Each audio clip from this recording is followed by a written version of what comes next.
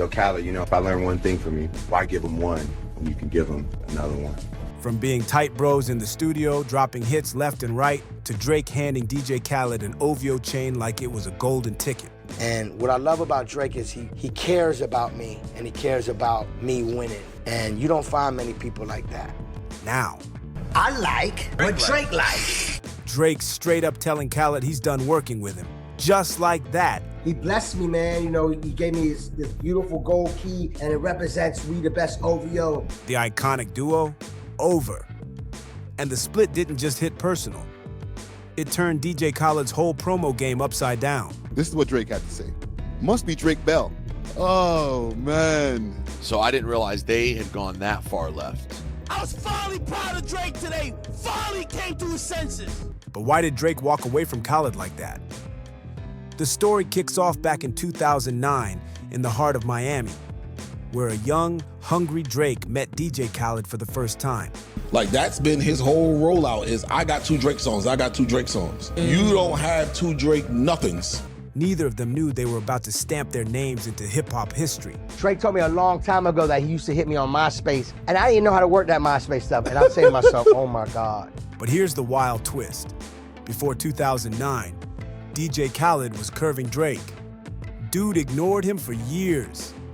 Flash to the late 2000s and early 2010, Miami was popping.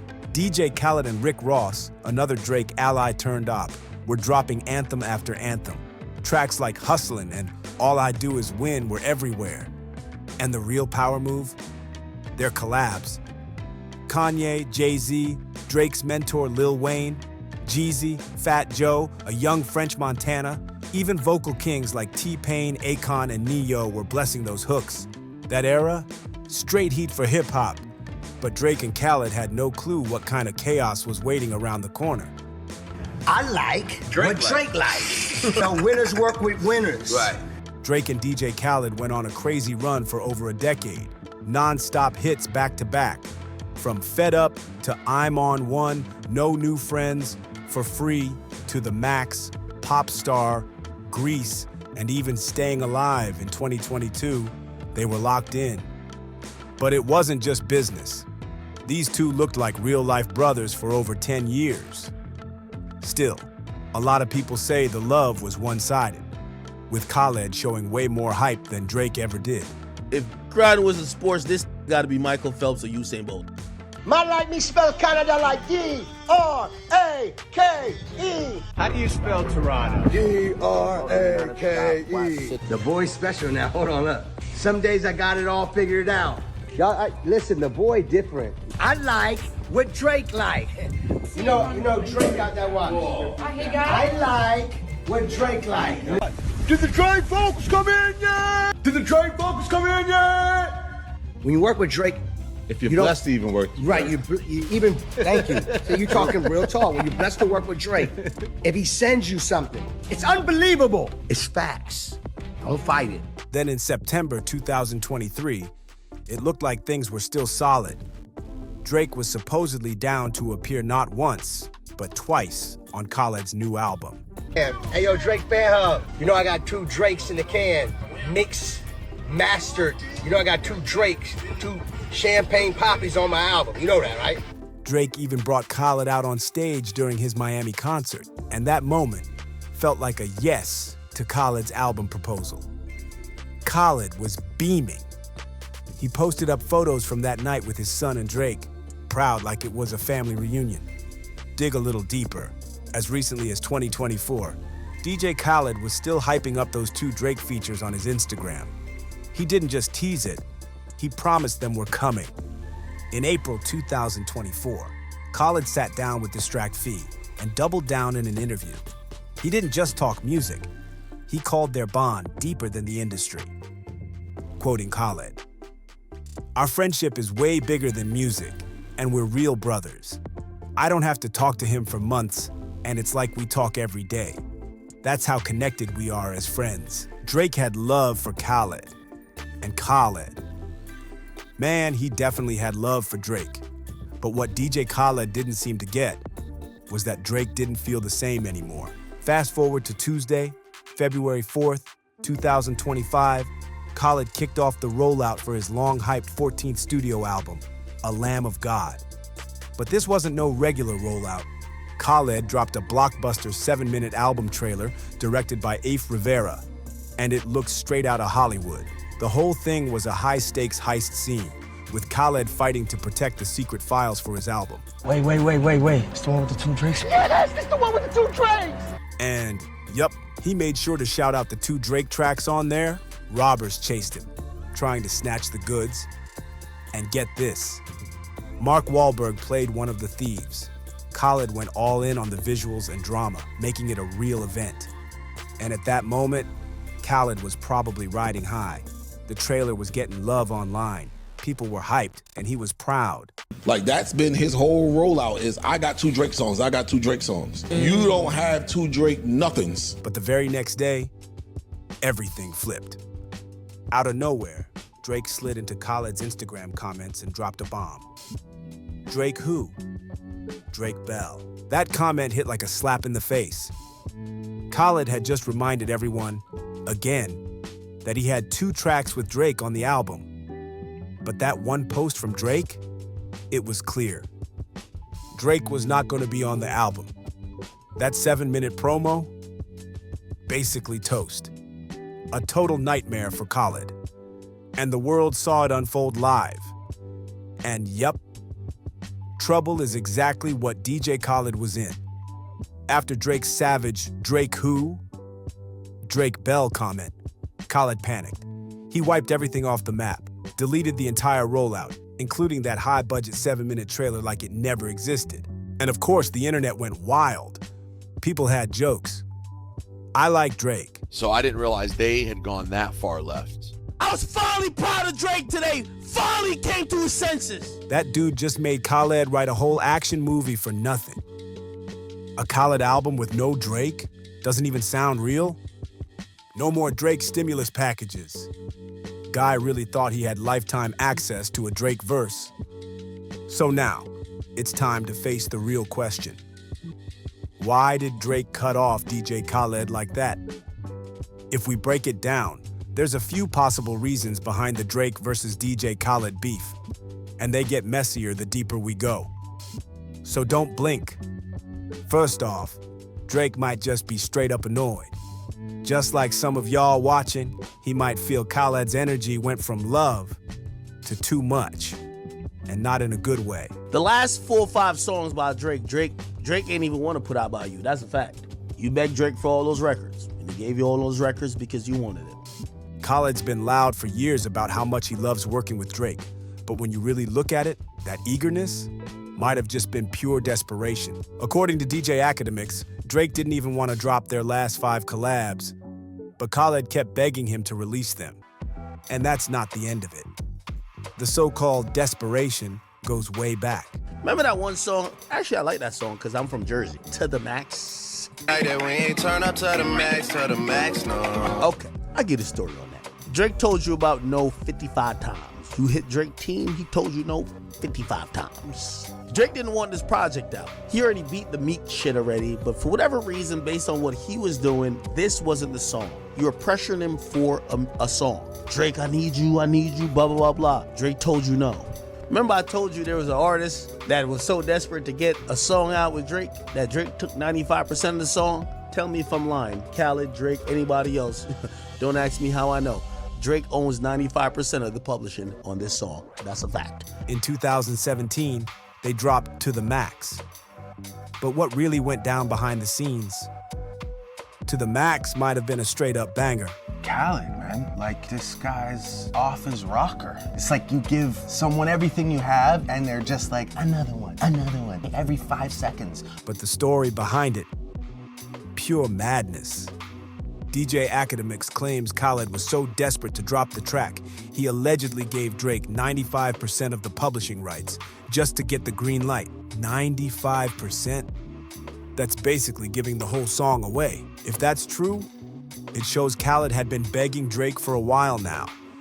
And that little skit of him always chasing a Drake feature might actually have some truth behind it, but to be fair, Drake didn't exactly ghost him right after.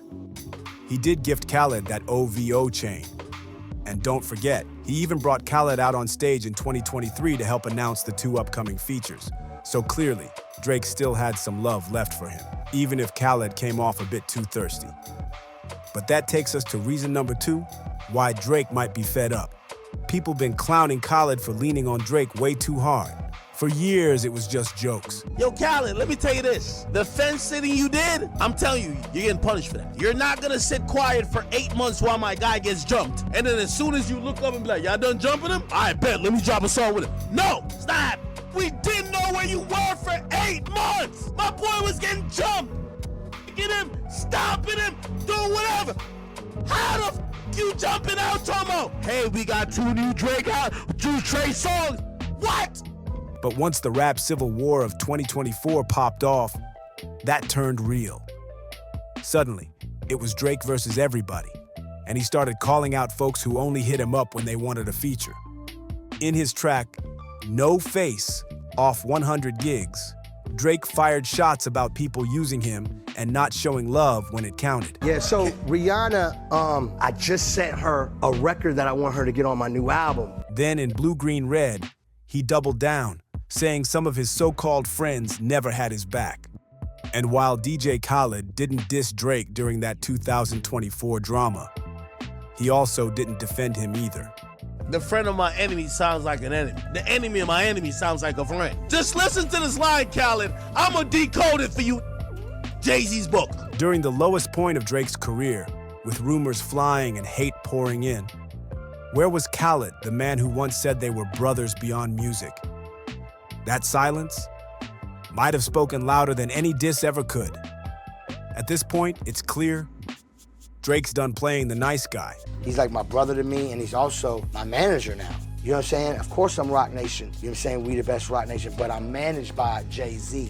You know, we have a good relationship, and I want to work with people that want to work with me with good energy. You know, I call Jay up, and I know it's going to be a great conversation or some great advice. He's finished handing out favors, especially to folks like DJ Khaled, who's allegedly been begging for features for years.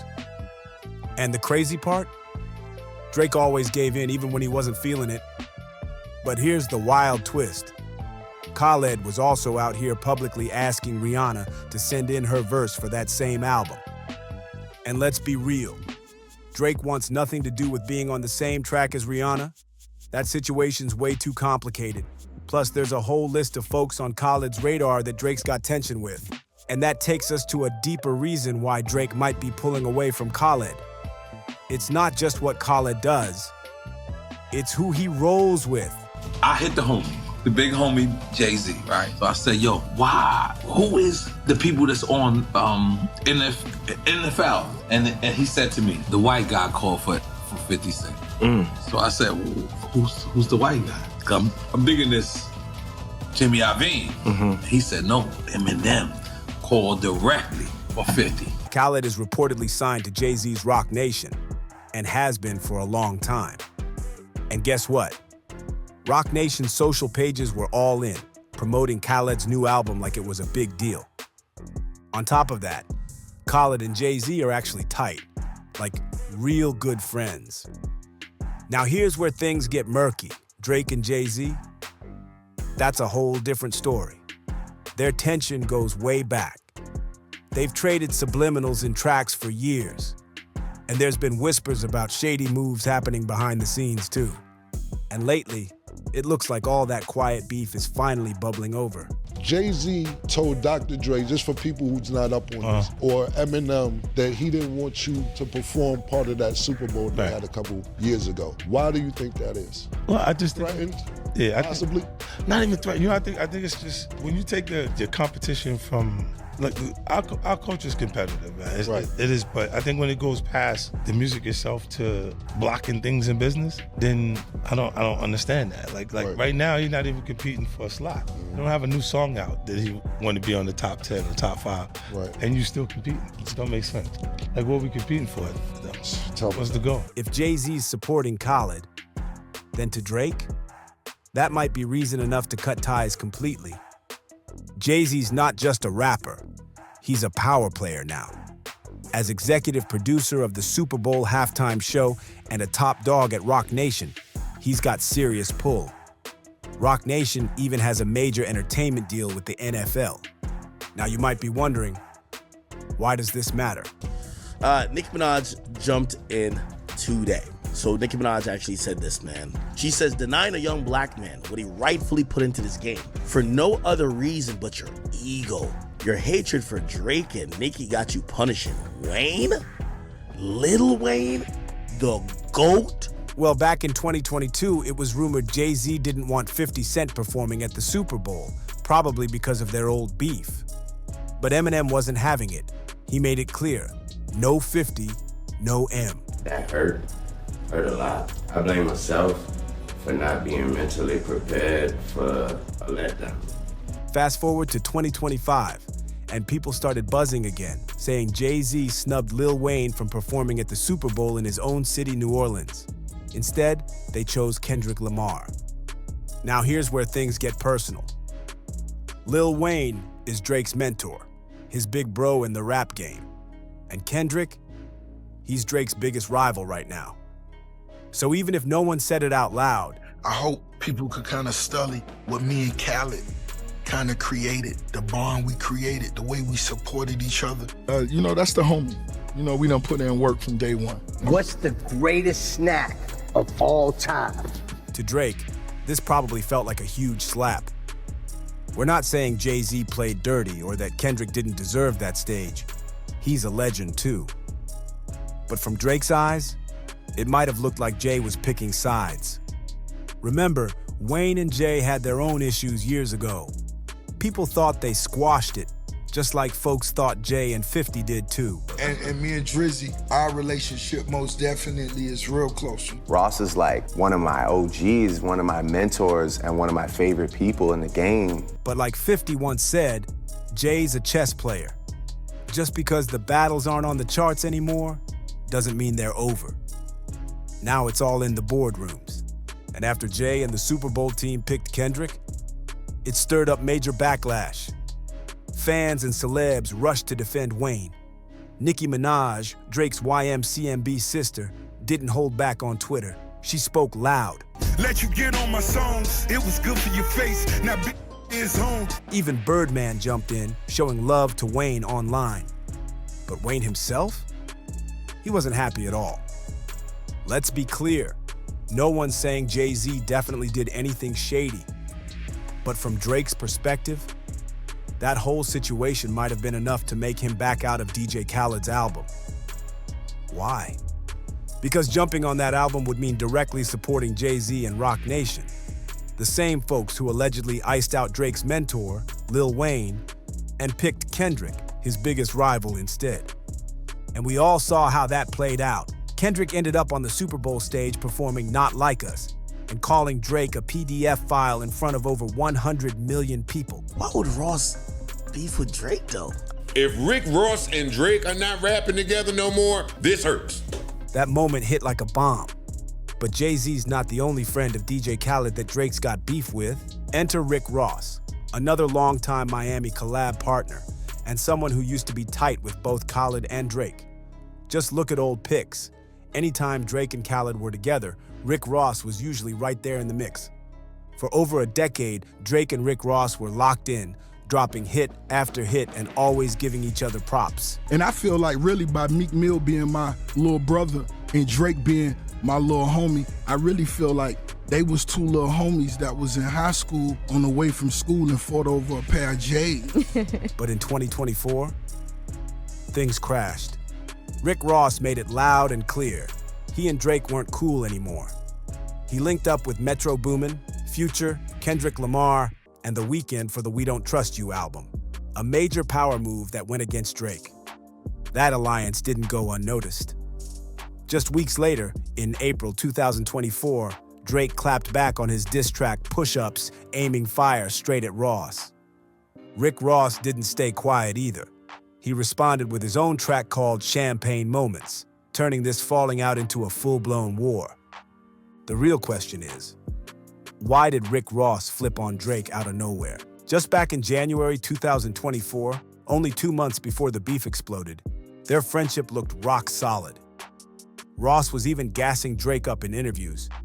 Biggest, man, yeah, of course. Why not? It was super dope. But then boom, just weeks later, Ross switched up. Still with Drake? Drake is your homie, yeah? No comments. So, what really happened? According to Ross's diss track Champagne Moments, it was because Drake allegedly sent a cease and desist letter to French Montana. That's what Ross claimed started it all. But honestly, that excuse never added up. Ross throwing away over a decade of real friendship and a collab history full of wins just over some legal drama with French Montana doesn't make much sense. Especially since Ross didn't cut Drake off when Drake went after his own artist, Meek Mill, years back. That situation was way more personal, and Ross still stuck around then. So clearly there's more to the story. And through all of this mess, DJ Khaled stayed quiet. You could say he was caught in the middle, two longtime friends turning on each other. But even then, it's wild to remember. Drake always came through for Khaled, even when he didn't feel like it. And let's keep it real, Drake never needed Khaled the way Khaled needed Drake, period. So you gotta imagine, Drake probably felt some type of way about DJ Khaled staying dead silent while everything around him was blowing up. After years of showing love, dropping features, and boosting Khaled's albums, Drake got nothing but crickets when the rap war hit. Then once things cooled off, suddenly Khaled wanted to use Drake to promo his new project. Drake wasn't having it. He wanted no part of that rollout. Now, whether you think Drake was being sensitive or just protecting his name, that's up to you. But from where he's sitting, the silence, the timing, and the circle Khaled's surrounded by, it all adds up. And remember, Jay-Z and Rick Ross aren't the only ones in Khaled's corner who might be clashing with Drake. Let's talk French Montana.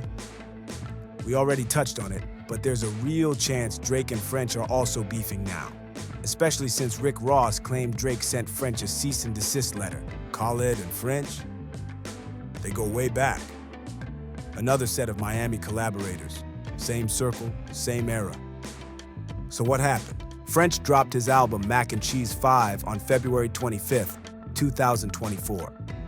Before the rap civil war, him and Drake were cool. They had a solid friendship and a history of bangers, going back to the days of Stay Skimmin' with Ross and Khaled.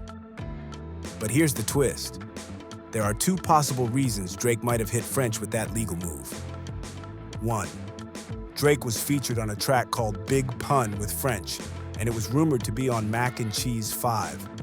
A couple snippets of the track leaked, one in early 2023, another later that year. The beat, allegedly produced by Metro Boomin. That's a huge red flag. Why? Because Metro's at the center of the beef with Drake. And let's be real, a Drake feature on a Metro-produced track, that's free money for Metro. No way Drake's letting that happen right now. So yeah, that would make sense. But believe it or not, that still might not be the full story. So here's where it gets even crazier. It turns out Drake was originally on a song called Splash Brothers, which ended up on French Montana's Mac and Cheese 5. The original version leaked, and the song had actually been delayed from dropping all the way back in 2021 when it was meant for French's album, They Got Amnesia. And get this, at a 2023 Drake concert, he even called French his Splash Brother on stage. So everything seemed cool, at least on the surface. But here's the catch. Drake's leaked verse from the track had bars that looked like subtle shots at Kanye West and Kim Kardashian. And considering his beef with Ye had gone quiet by then, Drake probably didn't want that verse dropping and starting new drama all over again. So if French was planning to still release that version, Drake might have felt like he had no choice but to send a cease and desist. He wasn't trying to reignite that fire. Now here's the wild twist. French Montana was actually asked about Drake not appearing on Mac and Cheese 5. And surprisingly, he had nothing bad to say. French even said Drake had been helping him produce a documentary they were working on together, and they were supposed to collab musically too. So at that point, it looked like there was no beef between them. Everything seemed solid.